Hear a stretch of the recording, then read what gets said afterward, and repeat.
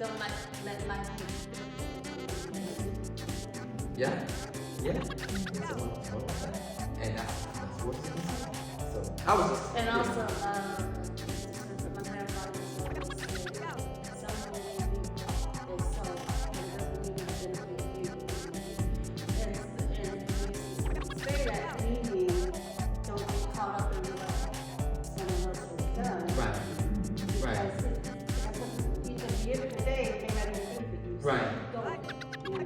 And you said that was your grandma? My grandfather. That's Oscar Green. Yeah. That's right. And these is exactly that is what is important. It's not every single word. It's to consider. People have experienced all types of people, all types of places. And we have all got words, of wisdom, words that help change our lives forever. From whoever that person is, Because you have that person that is near and dear to you that you hold in high esteem, and they have said something to you. At whatever stage you were in life, that changed the direction of your life forever. That's a word that just came into you, and you've considered that word, and you realize, you know what? This makes sense.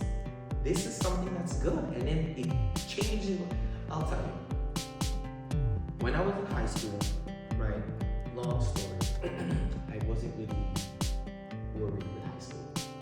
I wasn't worried with school. When I came in my freshman year of high school, I wanted to be famous, and I wanted everyone to know who my best was before I leave school.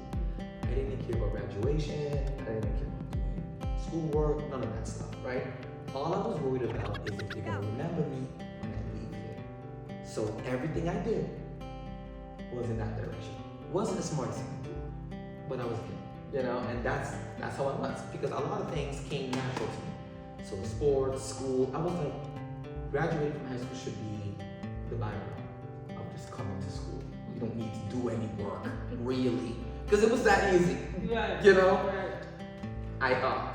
So, first 2 years were crushing it, and I wasn't even really trying, right? And then you can get lost in the sauce, Lost in the sauce. So, afterwards, I was focused on track, modeling, all the other things that I was doing. School was in the back burner of the back. Grades start to slip. Grades start to slip. Before you know it, I failed one too many times. And I never really graduated high school. Okay. My mom was, all my brothers did. My mom was devastated. It's not me, not my destiny. This should be nothing to you. So that didn't happen, and I hurt my mom so much, So I went and I got a GED. And look at the GED, went in that class and like, this is cake. So I came to class with no pens, no paper, no gloves, I just came. Because I was like, this is cake. I'm not even going to, oh Lord.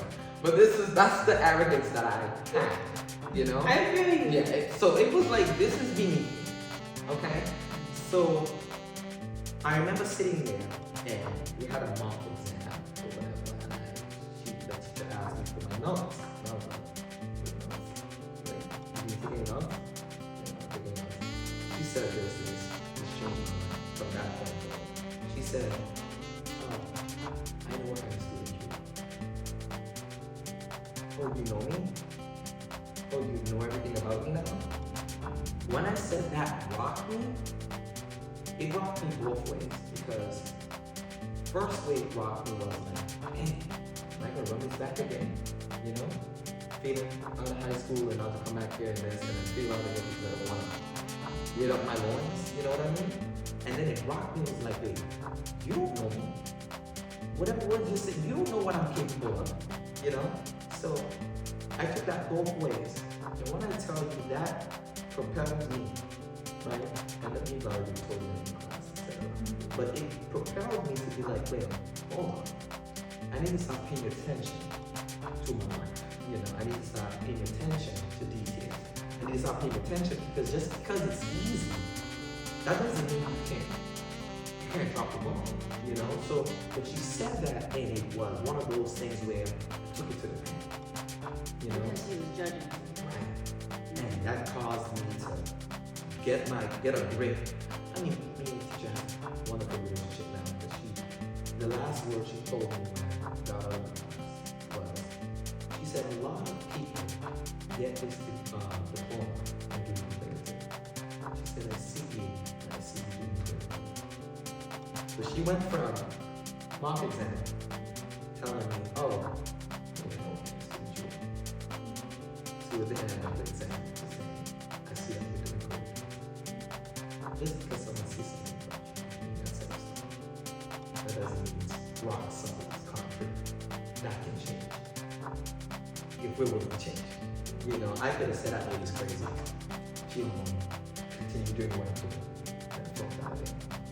And I would have been a whole deuce, because now I can create all sorts of stuff. But, you know, I'm just saying, words have an effect on people. Okay? And you thinking that, oh, well, I can just sing it to anyone. Not true. People are being affected by it. And I went as far as to understand the meaning of words.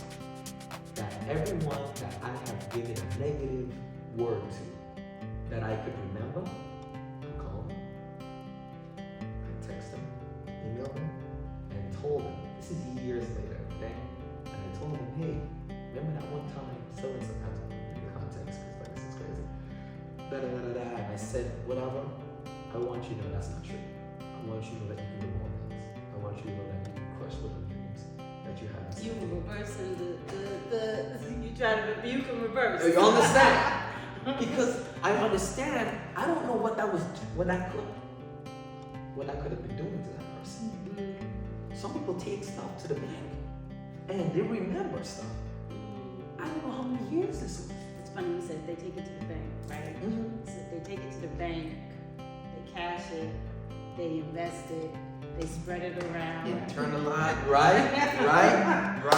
And now it's Out there. Yeah. So I don't wanna, the Bible says bitter water and spring water cannot come from the same well.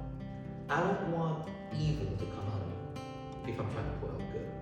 It shouldn't be that way. It shouldn't be both evil and good coming out here. You know, so I try to, you know, put out positivity, smile, encourage, uplift. You know, it takes nothing away from me. I love lifting people up, pushing them, giving them words to encourage. Like that, to me, it makes me smile when other people are smiling. You know, it really does. So. Let's read another passage. All right. Let's read. This one, right?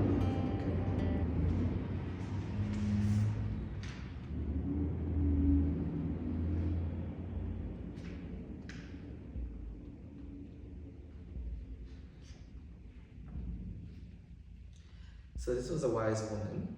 She said, pertaining to relationships, do what works for your house. Mm-hmm. And she said that, I think hit me like a ton of bricks, because too many people are going in other people's relationship house and seeing if the carpets and the drapes and everything are the way their carpet and their drapes and everything in their house is working. And it's like, okay, wait, hold on. You're entering someone else's house. However their china is laid out, however their table is laid out, however the floor plan is, that's not your business, you know? You have a house. Is your house in order? Is everything going well over here? Right, but you're coming in over here and you're trying to go. So she said, do what works for your house, because she was talking to women in relationships where too many times people are coming in and telling, girl, you need to do this. Girl, your man need to do that. Whoa, whoa, whoa, whoa. It's all slowing down. You know what I mean? And let's first of all, this is my relationship. You know, and one thing I don't do, like Bested, is try to take outside noise and plug it in between, you know, me and my beloved's relationship. Because they don't have to live with the results. You know, I have to live with the results. I have to live with whatever that trouble brought in, you know. And another thing I don't do is, because everyone is a relationship guru on the internet. So everyone. What do they call them? What do they call them? You said there was they're counselors. Computer experts. Armchair therapists. Armchair therapists.